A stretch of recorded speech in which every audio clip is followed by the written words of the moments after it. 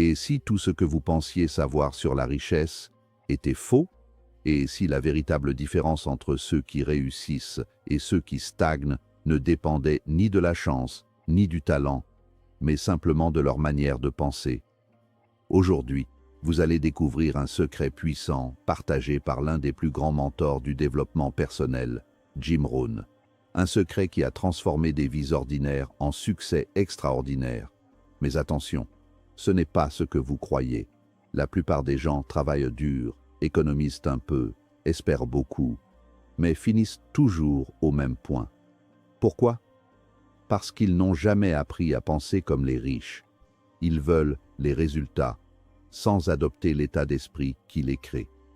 Dans cette vidéo, vous allez découvrir comment reprogrammer votre mental, comment voir les opportunités là où les autres voient des obstacles, et surtout, comment créer une vie que vous contrôlez vraiment. Mais restez jusqu'à la fin, car la dernière leçon pourrait complètement changer votre trajectoire financière et personnelle. Préparez-vous. Ce que vous allez entendre pourrait bien être le déclic que vous attendiez depuis longtemps. Leçon 1. Vous devenez ce que vous pensez. Le concept selon lequel l'esprit humain agit comme le moteur primaire de la réalité matérielle n'est pas une simple métaphore poétique, mais une réalité neurobiologique fondamentale. Nos pensées agissent comme des filtres cognitifs qui déterminent quelles opportunités nous percevons et lesquelles nous ignorons totalement. Si votre dialogue intérieur est saturé de doutes et de croyances limitantes, votre cerveau active un mécanisme de confirmation. Il cherchera constamment des preuves que vous n'êtes pas assez compétent ou que le succès est réservé aux autres. À l'inverse, cultiver une mentalité d'abondance transforme votre système d'activation réticulaire, SAR, cette zone du cerveau qui trie les informations pour vous rendre hypersensible aux occasions de croissance. La richesse commence par cette architecture mentale invisible. Sans une structure interne solide, même une fortune soudaine s'évapore, car l'individu finit par saboter inconsciemment ce qu'il ne s'estime pas capable de maintenir. Changer ses pensées demande une rigueur presque athlétique, car il s'agit de déprogrammer des années de conditionnement social et familial qui valorisent souvent la sécurité au détriment de l'audace. La psychologie moderne appelle cela le mindset de croissance. Ceux qui réussissent voient de l'échec non comme une identité, mais comme une donnée informatique, une simple erreur de code à corriger pour la prochaine itération. En visualisant vos objectifs non pas comme des désirs lointains, mais comme des réalités en cours de formation, vous alignez votre comportement quotidien avec la personne que vous aspirez à devenir.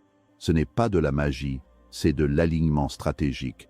Quand votre esprit est convaincu de sa valeur, vos actions deviennent naturellement plus audacieuses, vos négociations plus fermes et votre résilience face à l'adversité devient inébranlable. Enfin, il est crucial de comprendre que la richesse est une émanation de la valeur que l'on croit pouvoir apporter au monde. Si vous pensez petit, vous offrirez des solutions mineures. Si vous apprenez à penser à grande échelle, vous commencerez à chercher des problèmes complexes à résoudre. Et c'est là que réside la véritable prospérité financière. Votre compte bancaire est un miroir, souvent avec un temps de retard, de votre expansion intérieure. Pour augmenter le chiffre sur l'écran, vous devez d'abord augmenter la stature de l'homme ou de la femme qui se tient devant le miroir.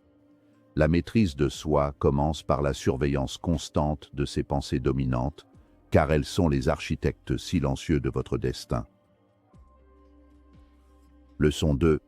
Prenez la responsabilité totale. La plupart des gens vivent dans une posture de victime, une zone de confort psychologique où chaque échec est attribué à une force extérieure, l'économie, les décisions gouvernementales, une éducation médiocre ou un patron injuste. Bien que ces facteurs existent, leur accorder le pouvoir de justifier votre stagnation revient à leur donner les clés de votre cellule.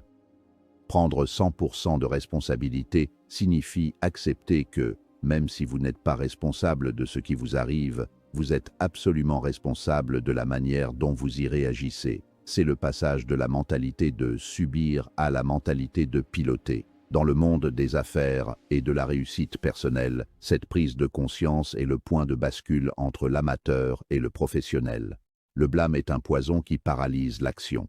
Lorsque vous pointez du doigt un coupable extérieur, vous abdiquez votre pouvoir de changer la situation. À l'inverse, l'individu qui se dit « c'est de ma faute si je ne gagne pas assez » se place instantanément dans une position de force, car si le problème vient de lui, la solution réside également en lui. Cela demande un ego solide et une humilité profonde. Les leaders les plus respectés sont ceux qui prennent le blâme en période de crise et partagent les honneurs en période de victoire. Cette éthique de la responsabilité crée une aura de fiabilité qui attire les opportunités, les partenaires et les investisseurs, car tout le monde veut s'associer à quelqu'un qui ne se cherche pas d'excuses. Cette responsabilité totale s'étend à tous les domaines, votre santé, vos relations, votre niveau de compétence et vos finances. Il ne s'agit pas de se culpabiliser de manière destructrice, mais de reconnaître que chaque décision prise dans le passé a contribué à votre situation actuelle.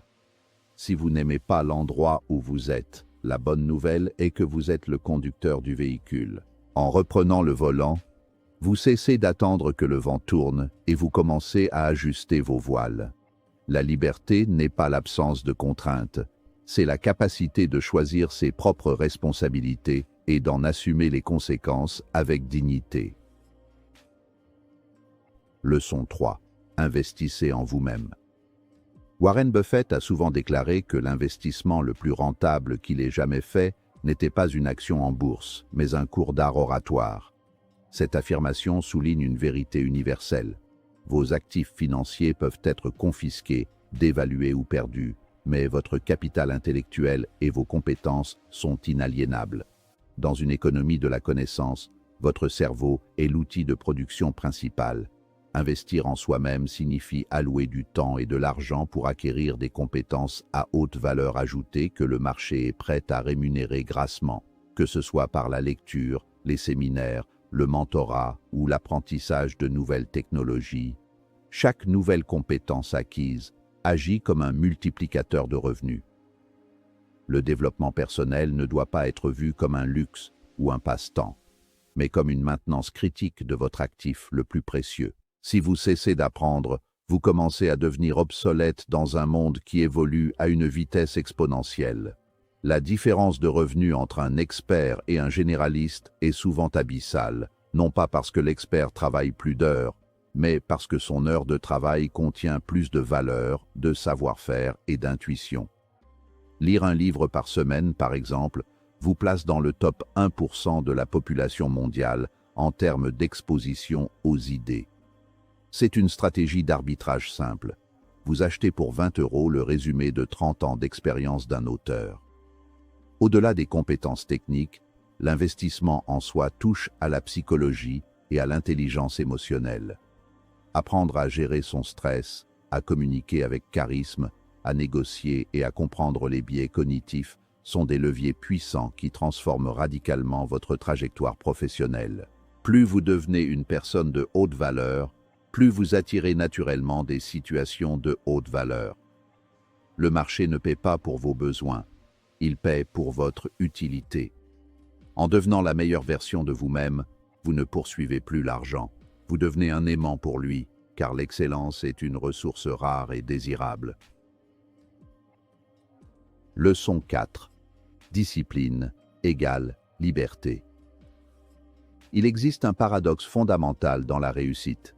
Pour être véritablement libre, il faut d'abord se soumettre à une discipline de fer. La plupart des gens confondent la liberté avec l'absence de structure, ce qui mène invariablement à l'indolence et à la dépendance.